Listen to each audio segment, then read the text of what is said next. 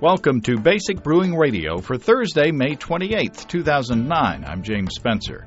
Here at Basic Brewing Radio, we're all about home brewing.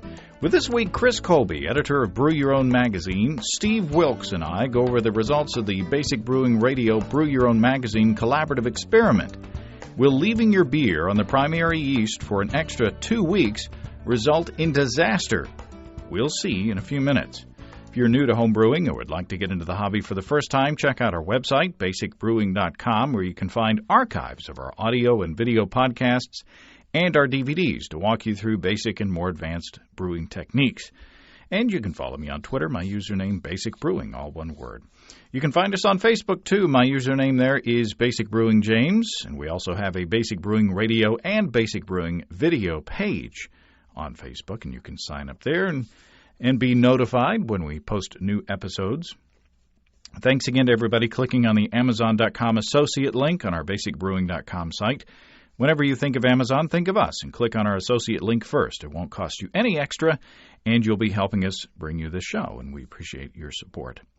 We also have associate links for Brew Your Own magazine and the American Homebrewers Association on our site, too. Oh, by the way, be sure to check out the latest episode of Basic Brewing Video. It's out there now in HD for the first time. You'll see Steve and me with our adventures in making caramelized sugar for a Belgian beer.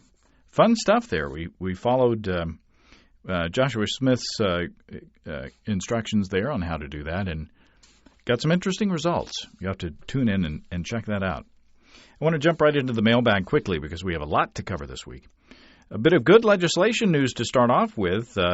Wynn in Dothan, Alabama writes, "It's official. The governor of Alabama has signed the bill lifting our 6% ABV limit. Next year, legal home brewing, says Wynn.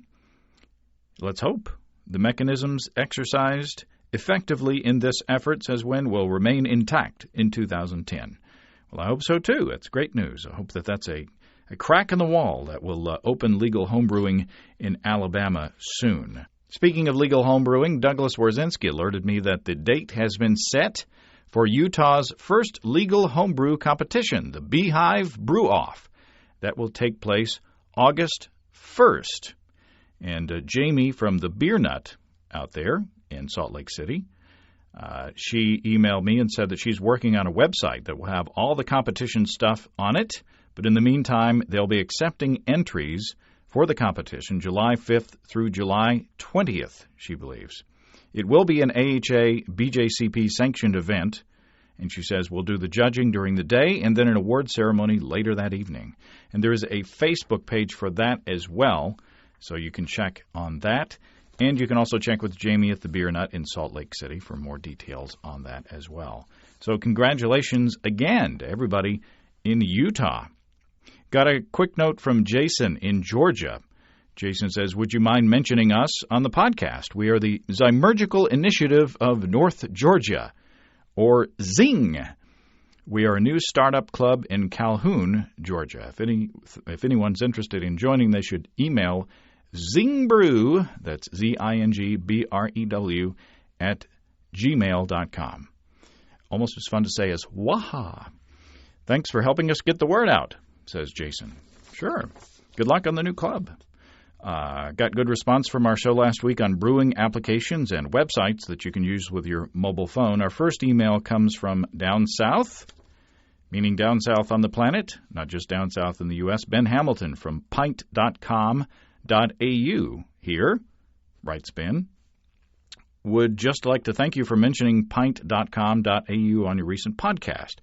I noticed that you mentioned that it was not possible to switch between metric and imperial on our Strikewater temperature calculator. Due to your prompting, I have now upgraded the calculator so that you can do just that. The power of the presses. Thanks, Ben. I know that there are brewers outside the U.S. that are cringing right now, but we backwards American brewers appreciate the accommodation to your site. So check out the new and improved calculators on pint.com.au. And thanks again, Ben. Rob from Sterling, Virginia writes, in order to save the recipe in BrewPal, because I was having problems, you need to type in the name, save in the window, then touch the field where the name is displayed. My favorite feature is that if you change your batch size on the front page, it gives you the option to scale the recipe. That is cool. Thanks, Rob. After I read Rob's email, I did find out that you have to tap the little plus sign next to the name of the recipe in BrewPal to actually save it. It's a little confusing, even though the previous screen where you type in the name has a button that says Save. Josh from Jinx, Oklahoma also writes about BrewPal. Was listening to your latest podcast about mobile apps for brewing, and BrewPal sounded pretty cool. In researching it a bit more, I came across the following forum post from a guy who makes it, and he sent me a link. And Josh says it sounds like he's planning on adding support for extract brewers soon and is open to adding more functionality requested by users. All in all, an awesome brewing app for 99 cents. Cool. Thanks, Josh. So more upgrades coming soon. Justin from Warnego, Kansas writes, just listened to your latest podcast and thought I would pass on this website, www.brewersfriend.com. It has a brew day checklist for all grain and extract, recipe sheet, and many different calculators. So brewersfriend.com. Check that one out as well. Thanks, Justin. I also got a note from Steve Flack of Kent Place Software, who is the author of Beer Alchemy for the Mac and Brew Math for the iPhone, which we talked about last time. He confirmed that he is indeed working on a version of Beer Alchemy for the iPhone and is in the beta stage. He says if he's lucky, it will be about 3 months before he's ready to launch. He's still working on getting recipes back and forth from the computer to the iPhone. But he says that in addition to syncing with Beer Alchemy, he says the import-export should work with Beer Alchemy, Beer XML, and ProMash files. So that would be exciting to have that functionality. And Steve's offered to hook me up with a beta version of the software, so I'm excited about that. I used, by the way, I used Brew Math on this past brewing session, and it is a very, very good for quick calculations. And I look forward to the new application, being able to try that out as well. Finally, on the brewing software front, I heard from our coffee expert, Scott Gouet, out in San Francisco. Scott says, I'm on a Mac, so I do use Beer Alchemy, but mobile, I use Palm, and there are Palm phones, so that would fit with the show. So the app is Brew Partner, and the address for that is brewpartner.bridgedale.net. Scott says the developer is very responsive and added a change that let the bricks readings also work for mead. It is basically a set of calculators: boil, evaporation, hydrometer, CO2, alcohol, strike, infuse, various units, IBU, hop age, an adjustment for the alpha acid based on hop age. That's cool. Decoction and refractometer and dilution. No recipe stuff, but a lot of useful calculators. So that, again, for the Palm is brewpartner.bridgedale.net. Thanks, Scott. Appreciate that. Very cool information, added information. Helpful stuff. I appreciate that. A reminder, we're going to take the month of June off from podcasting on the audio and video side, but we will be working for you during that time. And part of that is going out to the Bay Area to check out the Brewers Conference. And we will be covering that, so it's not like we're going to be completely off the whole month of June. Now, let's quickly get into the meat of the matter, the results of the BBR-BYO collaborative experiment. Well, here in the studio joining me is Steve Wilkes. Hey, James. It's good to be back on the radio side. And not here, but down in Texas way, joining us is Chris Colby. Hello. And we are going to go over, I'm excited about this. This has been a long time coming. Yeah. And we got a lot of good response from listeners out there. We're going to go over the results of the Basic Brewing Radio Brew Your Own collaborative experiment. And for those who may not have listened to that episode, or who may have slipped since then. Chris, do you want to go over the parameters of what we're doing? Sure. What we're doing in this this set of experiments, we're just trying to address some basic questions that homebrewers might have. Questions that get raised time and time again, but never seem to get answered. And so we've got a set of experiments that we're hoping to both do ourselves, but also get listeners and readers to participate, do the experiment, and send in the results to us, and get sort of a collaborative result. And this first one we've chosen is dealing with leaving your beer in the primary fermenter, sitting on the yeast, past the time when you potentially could rack it over. Mm-hmm. And we had a couple different experimental designs. And basically the idea was you would brew a single batch of beer, you would put it in a carboy, or perhaps two carboys, and at some point you would rack either half of the beer off to a fresh carboy and leave the other half sitting on the yeast, or if you had two carboys, you would rack one of them over to secondary and leave the other one in primary. Then you would let the beer would age in primary on the yeast, part of it. It would age in secondary, off the yeast, part of it. And then at some point you'd package the beer, let it condition, and taste it side by side to see if you could tell any differences between the two beers. Specifically sitting on the yeast, does the beer pick up off flavors, off sulfury flavors, and also things like, does the beer attenuate more because it's sitting on the yeast? We asked for people to check on the final gravity, and just basically, can you tell the difference between the two? Especially old homebrew books used to stress that you needed to rack promptly, or the beer would start picking up flavors from autolysis, the death and rupture of yeast cells releasing bad flavors into the wort. And this has sort of been something that people have either believed or not believed, and but not a lot of people have brought any data to bear on the question. So that's what we're doing today. Yeah, back when I first started homebrewing, it was leave it in the primary for a week and rack it over to secondary for a week and then bottle. And it was like, that was the rule. Yeah. Or else you risk getting bad off flavors from the rotting yeast at the bottom of your fermenter, essentially. So we're trying to test that question, essentially, by asking people to leave their beer on the primary yeast for an additional 2 weeks. And we got some, what I thought is very good response. We got 12 sets of data, not counting our own, but 12 sets of data from around the world, actually. So we're excited to share that with you. But what I did was I brewed a batch of extract wheat beer. And the recipe was very simple. 6 pounds of dry wheat extract, 1.25 ounces of UK Fuggles at 4.3% alpha acid, and then using a USO5, Safale USO5 yeast.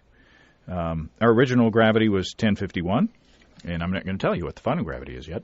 So basically what I did was after 2 weeks, I bottled 4 bottles individually and primed them with prime tabs, and then racked at that time to a secondary. Then after an additional 2 weeks, I bottled both the beer that was racked over into the secondary and the beer that was on the primary yeast for 4 weeks. Both bottled them the same way, bottling them individually in the bottles with the priming sugar added in the bottle. So all 3 beers are prepared or bottled the same way, just bottled at different.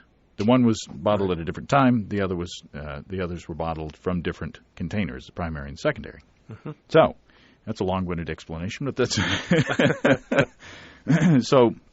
In front of us, we have 3 cups, and I know which ones are which. Right. They're labeled 1, 2, and 3. So what we're going to do now is we're just going to do a little tasting, a little sensory evaluation, take a couple of notes, and we will compare notes after that. So what you're going to hear here is an edit. Makeup. So what do you think, Chris? Have you formed an opinion? They're all very similar. I mean, not surprisingly that they came from the same batch. Yeah, I sort of thought body-wise that the first one had the least amount of body. Yep. I sort of thought the second one,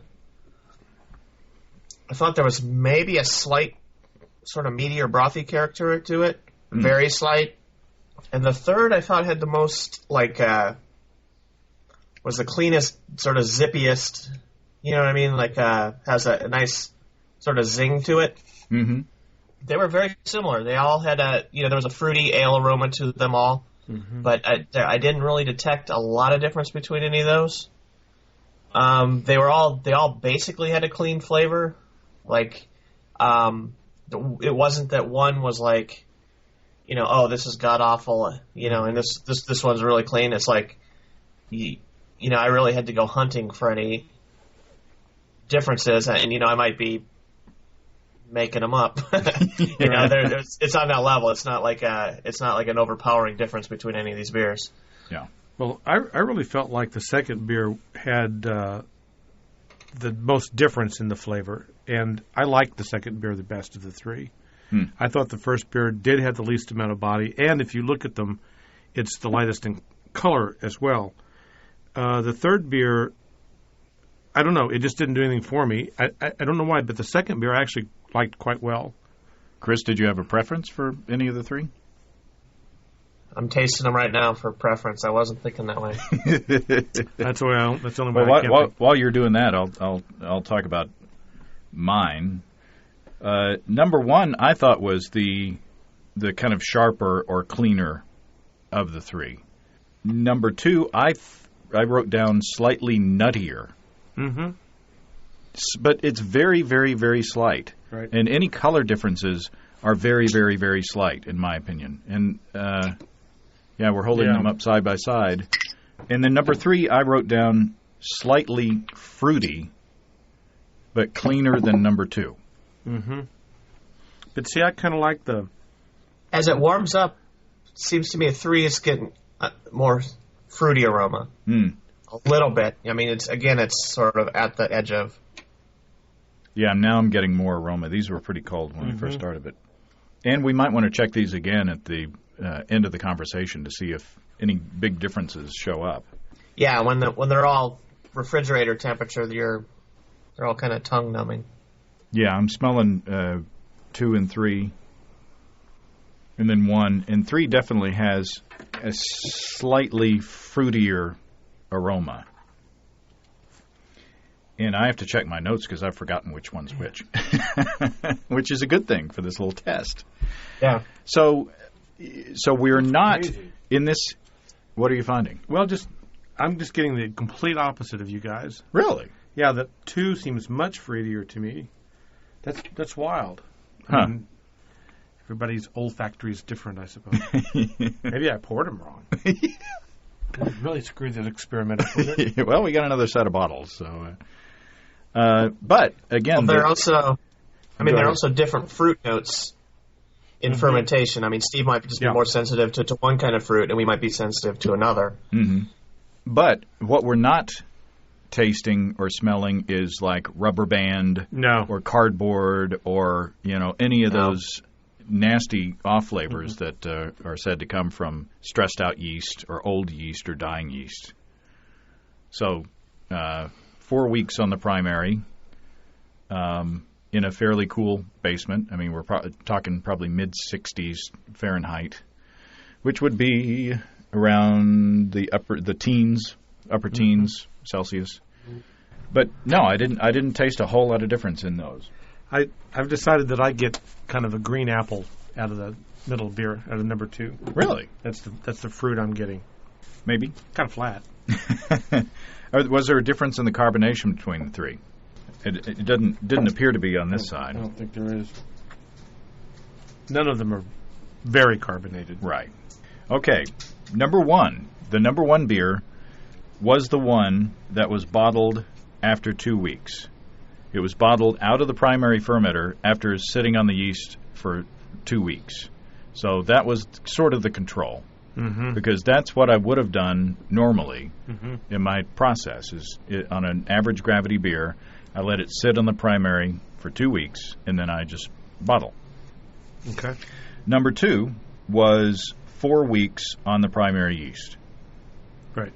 So number two was the one that was never taken out of the primary for 4 weeks. And number three was 2 weeks in the primary and 2 weeks in the secondary. So that's interesting. Yeah, it is. And, of course, there's no way to prove it, but that's exactly what I would have said. Well, I figured that the one with to me, the strongest flavors, and that's number two, would be the one that was left on the yeast the longest. So that makes perfect sense to me. So, Chris, you said you picked up a little bit of brothy with number two.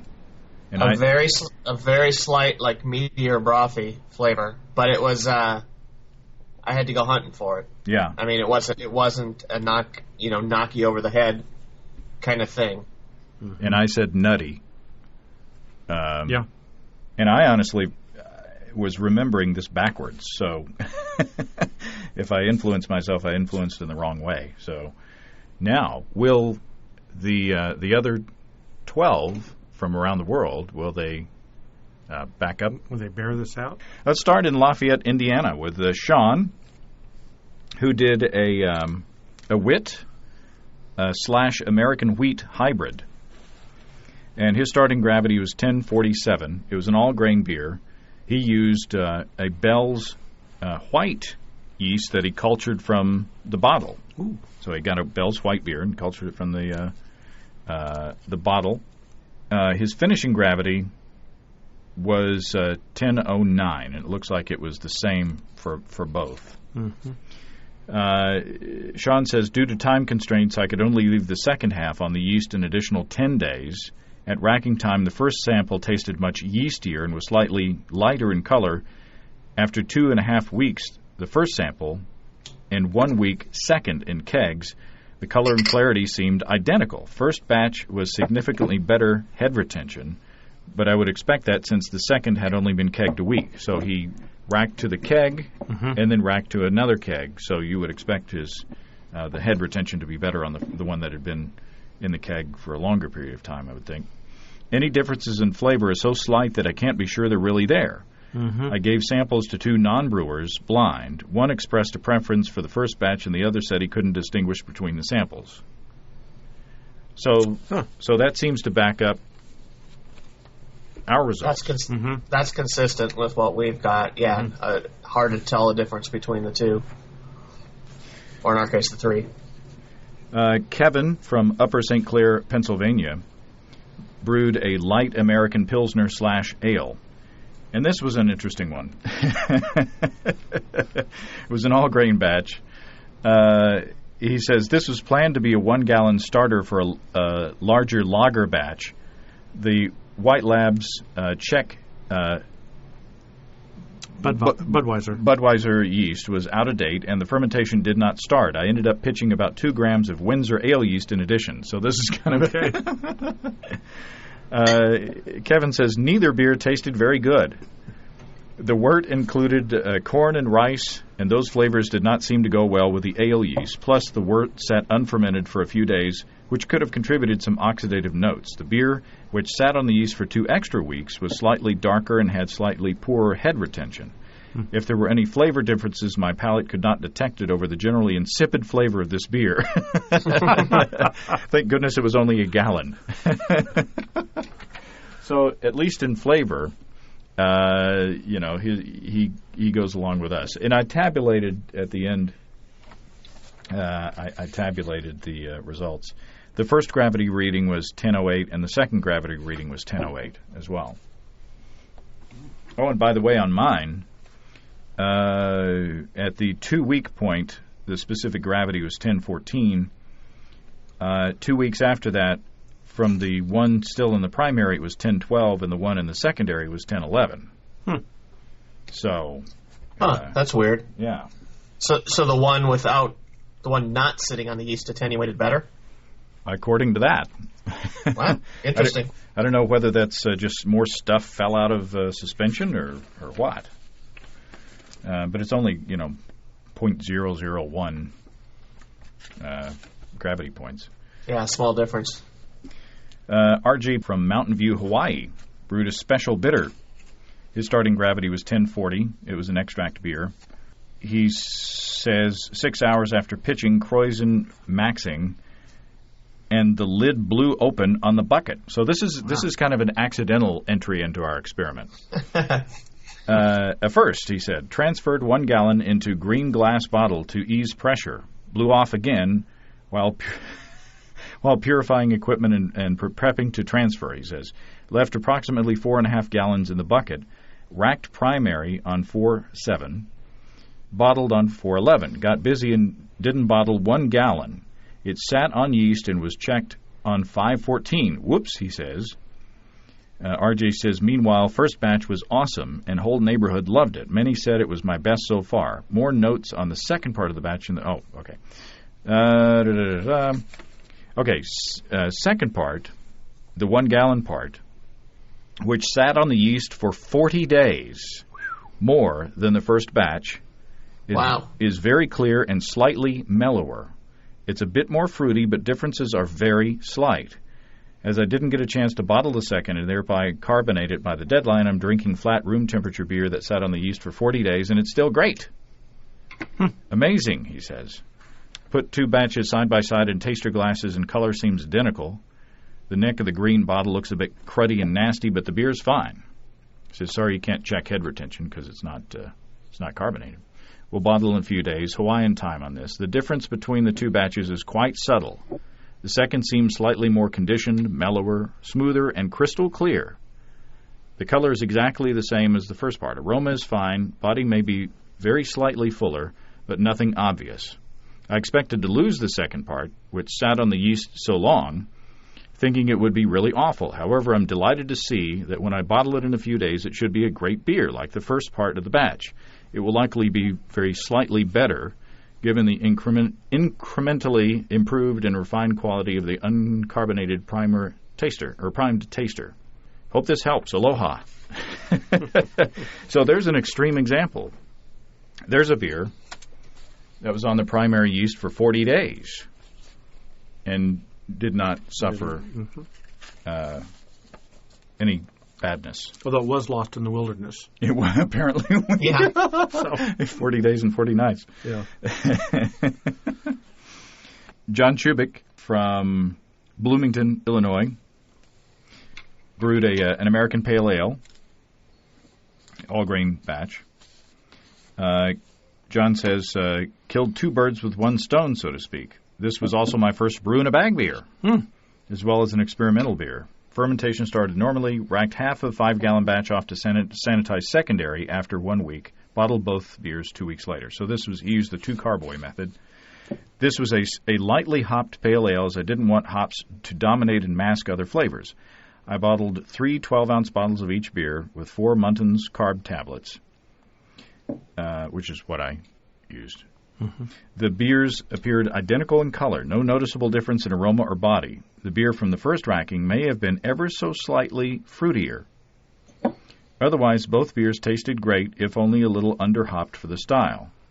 There was a noticeable difference in the level of CO2 with the beer left on the yeast longer before being more highly carbonated. Perhaps just more yeast in suspension from that carboy at bottling time. That's interesting. Mm-hmm. So he got the slightly fruitier thing that Chris and I did. You didn't, Steve. I get different fruitier. Different fruitier. Yeah. Different fruitier. So again, not a tremendous amount of difference between the two. Ron from Verdigris, Oklahoma, brewed an oatmeal stout, starting gravity 1050, and all these were moderate gravity beers, I think. He used Y-yeast 1968 London ESB ale. He says he used the 2 carboy method. Primary fermenter was a 6-gallon better bottle. Half of the beer was racked to secondary 5-gallon glass carboy. Beer number 1 remained on the primary yeast for 4 weeks. Final gravity 10-15. Beer number 2, 2 weeks on primary yeast, racked to secondary for 2 weeks. Final gravity 10-14. So he got the same that I did. Mm-hmm.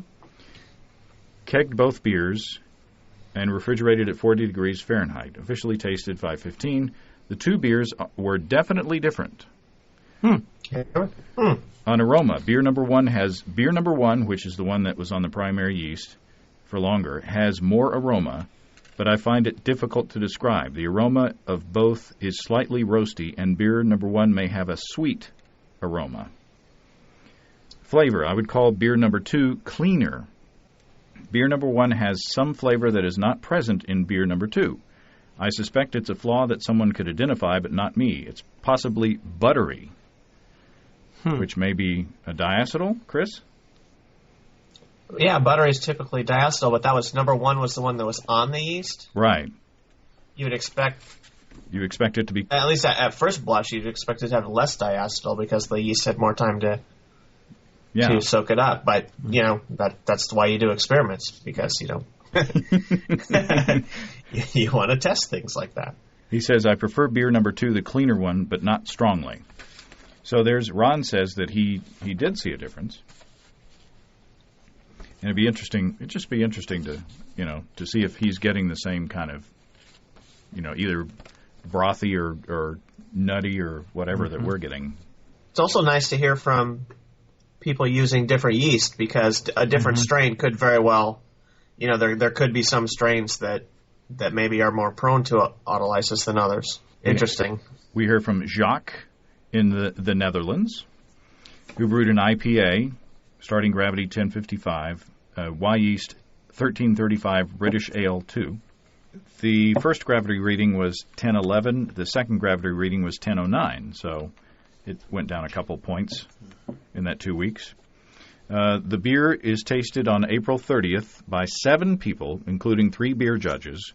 The differences are very small and may be overpowered by the large amount of hops used. The beers are tasted without prior knowledge. The beer that was transferred had a very slight preference. This beer was slightly cleaner of taste. The beer that was not transferred had a little bit more fruity ester flavors. So that's kind of opposite, or at least the fruity ester part. We thought that the racked beer was cleaner as well, right? That's interesting. You had a lot of people in on that. I appreciate that. I think his was the first entry to come in, by the way. It's good they had multiple tasters and some people who, beer judges who at least hopefully had a little bit more acute palate. Right. Jeremy from Adelaide, Australia, who was the second one to write in, I think. He brewed just an ale, he says, starting gravity 1054, Saf Ale 04, partial boil, bittering hops, cascade added for aroma and bitterness, pitched dry yeast directly onto wort, put fermenter into temperature-controlled fridge, bottled half, and not quite 2 weeks later, second half. So not quite 2 weeks later, but almost. So bottle 1 is the first round, bottle 2 is the second round. The aroma was different in bottle 2, probably due to glass rather than the beer. If it wasn't a side-by-side comparison, then probably couldn't tell the difference from one fridge run to another. However, with the side-by-side, there was a difference. First beer was ever so slightly sharper, cleaner. Second beer, more yeasty, possibly due to different pour? ? Nothing conclusive, and I didn't expect to be able to detect any difference. Interesting to hear of other results. So, beer number 1, what he did was he bottled, he did sort of what I did. He bottled at 2 weeks, and then bottled the second one 2 weeks later. So 4 weeks. So his would be like the number 1 and number 2 of mine. So it was subtle, and like I said about this beer, the first one was slightly sharper. And it could be because it was in the bottle, conditioning in the bottle for a longer time. Yeah, if it's been in the bottle a little bit longer, conditioning a little bit longer, a little more CO2, and a little bit more carbonic acid, carbolic acid, whatever the acid is associated with CO2, might account for that. Hugh from New Westminster, British Columbia, Canada. brewed a Belgian wit. Starting gravity 1048, Y yeast 3944. He added a quarter teaspoon ground coriander to bottling of first batch and forgot to do this to the second batch. So he did see a difference in the aroma. But he says, I think this was due to coriander being in the first batch and not in the second. Also, the older bottle was undercarbonated, but this was a fluke. I've had other bottles from the earlier bottling, and there was plenty of carbonation. However, both were quite good, and I'd be happy with either beer. So he went out of the control with this, but he still confirms that even though the second bottle, which didn't have the coriander, which would have covered up any defects, the second bottle didn't have defects either. So neither one had defects. Each was a good beer. Adam from Davenport, Iowa, a North English brown, starting gravity 1049. The yeast strain is Dan Star Nottingham. This recipe came from Jamil Zainashev's book, Brewing Classic Styles, the Nutcastle recipe. I do 2.5-gallon batches with a 5-gallon round cooler with a stainless steel braid as a mash tun. Single-step infusion mash. It says both halves fermented a little bit more after I racked off the top half, so I used the two carboy method. They both finished at the same final gravity of 1008.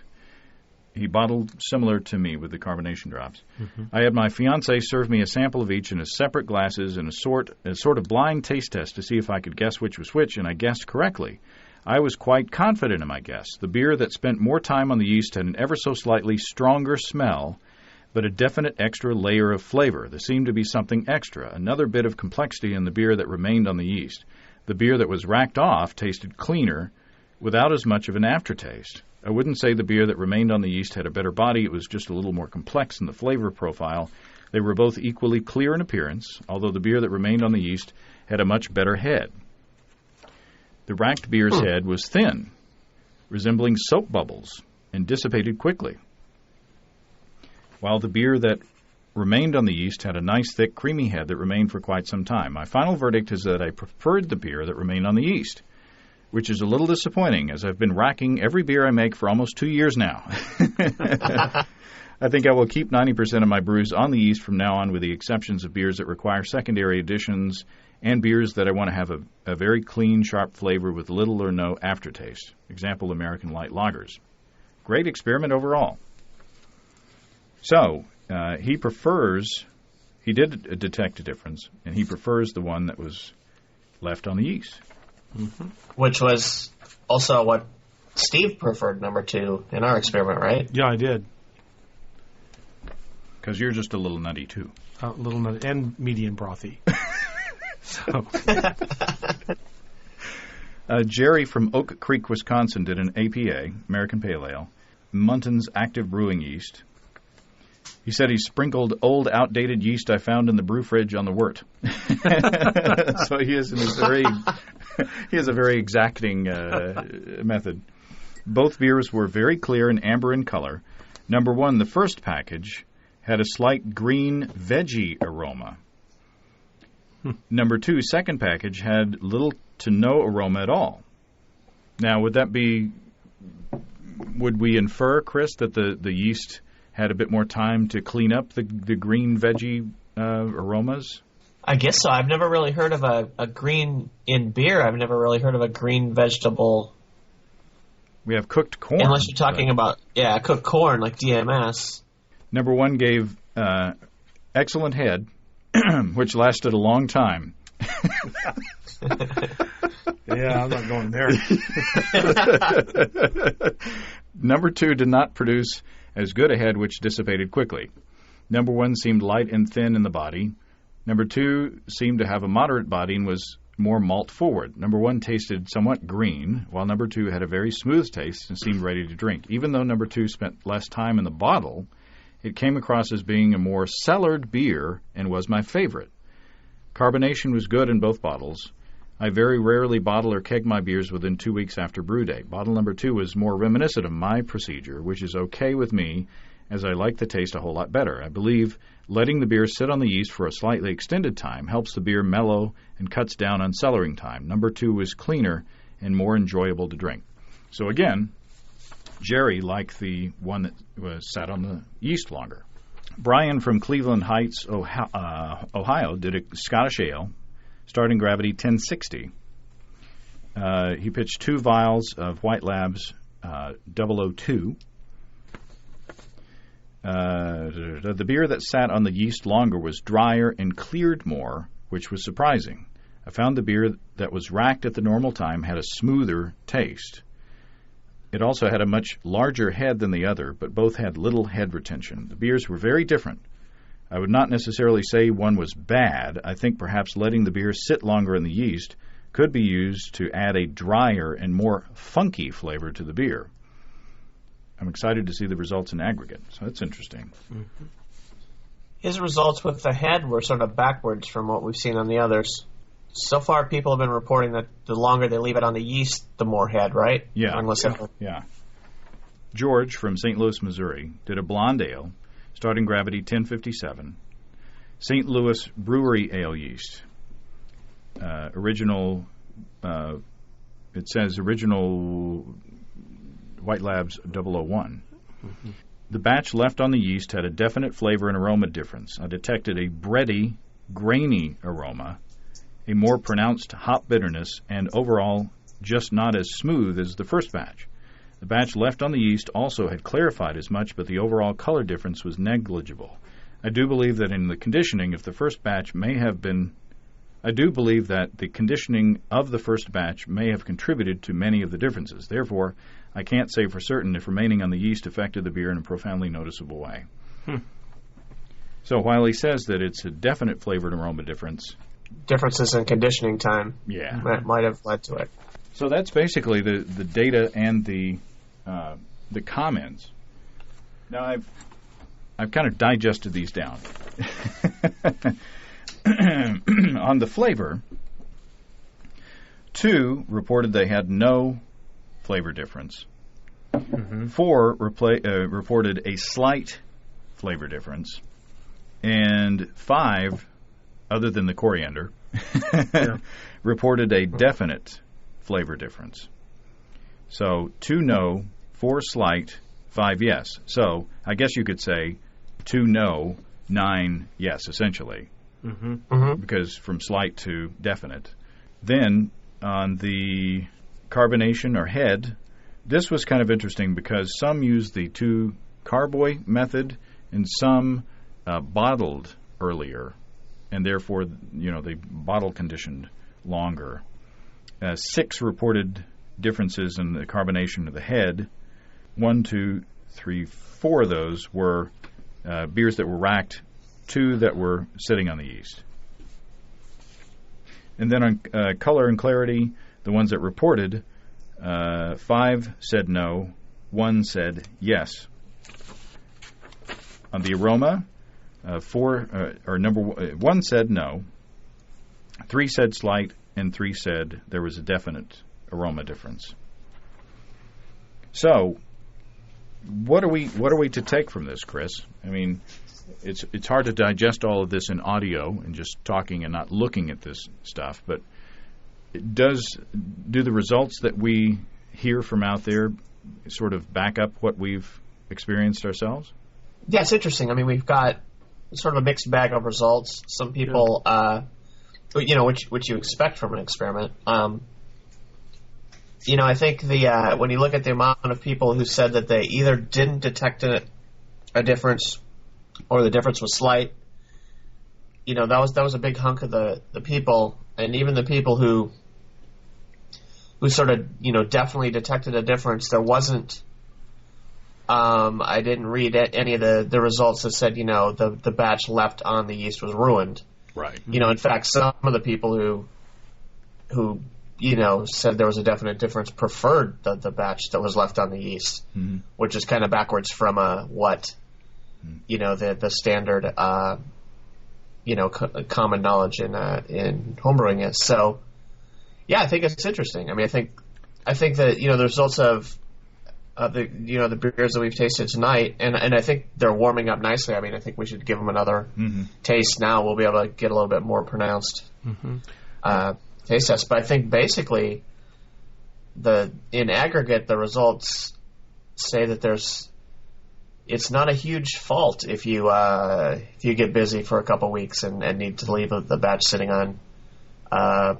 We had how many different entrants total? 12, 13 including mine. The 13, and not one of them said like, "Oh, the batch that I left on the yeast was wrecked." Yeah. Or significantly worse. I had a beer. Even the guy who left it 40 days. I mean, that's a substantial chunk of time. Right. Yeah, I was going to say that last year at this time, I had a beer that I had brewed, and we went out to AHA, and then immediately I had to leave to go with my family to our family vacation, and this batch of beer sat on the primary yeast for a month to 5 weeks. I mean, it was on there a long time. I remember panicking about it while I was driving back from Santa Fe, thinking, "Oh my God, I hope this beer's okay." But it was. I mean, the beer was quite good. It would have been curious, though. I mean, I don't know what difference it would have made had it gone through this experiment. I just remember that the beer was fine. Mm-hmm. Then I also have a question about. We have the results, but I wonder if the beer styles have anything to do with it as well. I mean, if that's. It seemed like the stout and the Scottish ale, if I'm remembering right, both liked the yeast. I may be wrong about that, but I think that's what I heard. Yeah, I'm not sure. I'll have to go back and look at that. And we'll Chris and I will be doing a more detailed explanation of this and parsing of the data in the Brew Your Own article. Yeah. But I didn't do the styles, but I did do the gravities, and they were all moderate gravity beers. The biggest one was 1060. The smallest one was 1038. So, and I don't see any real trends on whether there was a difference in flavor. Right. But there's not. It's not necessarily so that the lower gravity beers had no difference, and the higher gravity beers did have a difference. Right. Or at least not that I can see right now. At what point? I mean, we all agree that at some point the beer would suffer from being left on the yeast. I'm not sure that 2 weeks is enough time for it to suffer based on what we heard tonight. So somehow we need to determine what is that length of time. Mm. Is there a tipping point? Is it a month? Is it 2 months? Is it 6 months? Does temperature have, at what temperature do you store it at? Does that make a difference? But I would like to know the answer to that. Just personally, it's like, okay, if a month didn't hurt my beer, would 2 months have hurt my beer? And I don't know. So essentially what you have to do is brew a beer, put it in the primary fermenter, and then taste it every week until it's ruined. That's right. Yeah. So get you a cheap beer. Yeah. Cheap ingredients, cheap recipe. That would be an interesting question.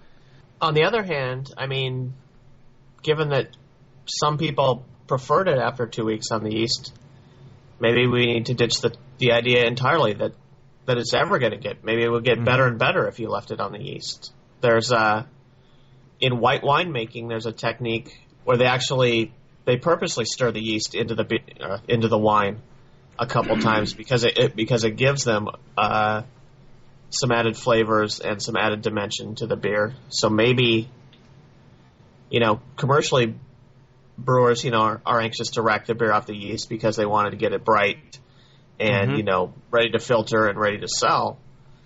But maybe for some styles of yeast or some styles of beer, maybe for certain yeasts, encouraging some contact with dead and dying yeast might be a good thing.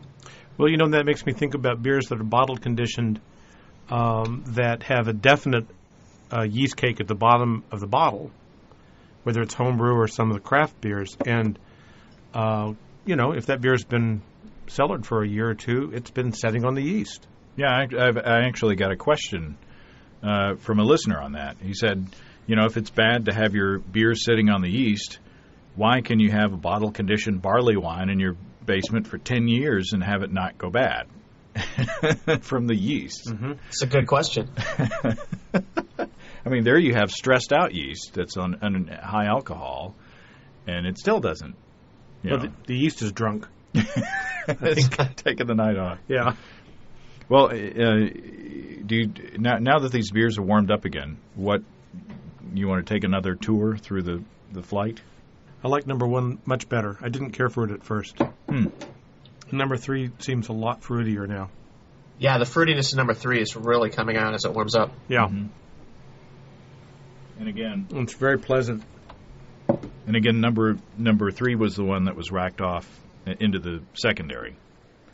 But again, I really want to stress these are not dissimilar beers. No.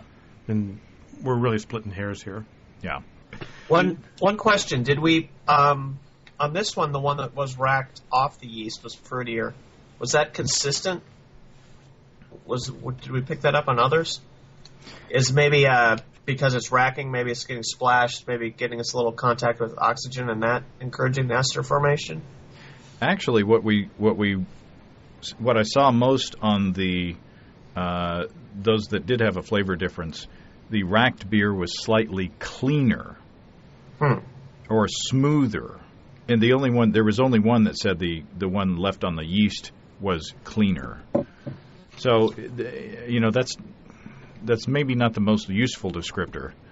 I guess you could say that since we had 3 samples to taste. Most of them had 2. Yeah. So if we just had the number 2 and number 3, and you tasted a brothy, a slight brothy / nutty taste in number 2, would you call number 3 cleaner? Yes. Probably. Definitely. Yeah, flavor-wise. So maybe that's it. I don't know. I'm just guessing at this point, but but aroma-wise, 3 is definitely fruitier. Even though the beer is cleaner, the aroma there's more fruit. Yeah, I'm getting a lot more fruit now. Yeah, there's almost like a grapey kind of a thing. And I'm getting more fruit now than I flipped in how I feel about it, that number 2 is not as fruity now as number 3. I think that this has been very compelling in my mind. I think that we've either proven something or disproven something, at least with this sample. And we'll have to do this again with another question to answer. Mm-hmm. But we will. This is actually the last Basic Brewing Radio episode until July, I guess, till we get back from Oakland. Yeah. And Chris, will we see you out there? Probably. Excellent. Not 100% yet, but definitely. I think Jennifer and I are going to head out there to Oakland. Excellent. Outstanding. Well, hopefully we can see each other out there in person. And if you in the audience out there listening see us, any of us, stop us and shake our hands and tell us hi, or don't hit me. Yeah. Stomp our feet or step on our toes. Well, I am looking forward to seeing everybody when we get out there. Yeah. It'll be a lot of fun. It's always a blast to talk to people across the country and say, hey, listen to you, I'm Ron. Yeah. Well, awesome. Thanks, Chris. We'll have to get together on the article, and then we will figure out what to do on the next experiment. Definitely. All right. Talk to you guys later. See you later, James. See you, Chris. Bye-bye. Thanks again to Chris and Steve, and especially thanks to all of you who took part in the experiment. Great stuff, great information. And to look forward to condensing all of that into the article for Brew Your Own. We're off for the month of June. Remember, we hope to see you in Oakland for the conference. Remember, we've got the Brewer's Logbook out there and our new Basic Winemaking Introduction to Wine Kits DVD on our online store. If you have brewing questions, show suggestions, or just want to say howdy, write to james@basicbrewing.com, or just fill out the contact form on basicbrewing.com, and please don't forget to tell us where you're from. You can check out our other DVDs, Low-Tech Lagering and Decoction Mashing, Stepping into All Grain, and Introduction to Extract Home Brewing. And we've got combo deals on our site, and you can see a listing of the fine folks across the country who sell our DVDs on basicbrewing.com. And if there isn't a vendor in your area, you can order it online from us in our online shop at basicbrewingshop.com. And we've got shirts, 6 colors to choose from. And thanks to everybody who's continued to click on our Amazon.com link. We appreciate the support there. Our featured products this week that were purchased through the link are all-clad stainless 3-quart saucier pan, and Brew Tool Loggerhead Black and Tan Turtle. Thanks again, everybody. Remember, I can't tell who bought what, so no worries there. Just click on the Amazon.com logo the next time you feel like Amazon shopping. Logo's on our site, by the way. We appreciate your support. And you can also join the American Homebrewers Association through an associate link on basicbrewing.com now. And along with supporting the AHA, you'll be supporting us as well. Also, the BYO thing. You get a free magazine, and then if you subscribe, you help to support us, too. That's all until July, probably. Until then, thanks for listening, everybody. I'm James Spencer. Production help for Basic Brewing Radio and our website is provided by Kelly Dodson down in Austin. Basic Brewing Radio is a production of Active Voicing. We'll talk to you next time, everybody. So long.